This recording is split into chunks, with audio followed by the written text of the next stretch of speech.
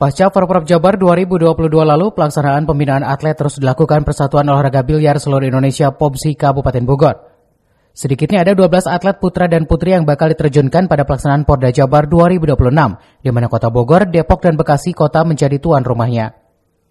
Pengurus POBSI Kabupaten Bogor sendiri sangat optimis pebiliarnya bakal mampu berkontribusi 3 medali emas, meski diakuinya bakal banyak pebiliar tuan rumah yang diprediksi menjadi lawan kuat.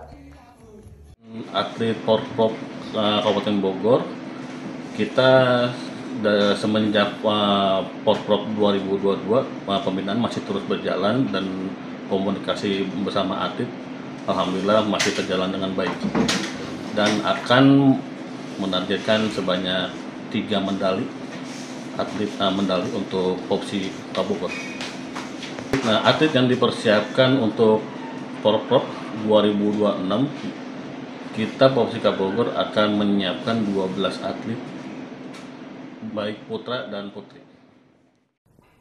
Dari Kabupaten Bogor, CV Suryadi melaporkan.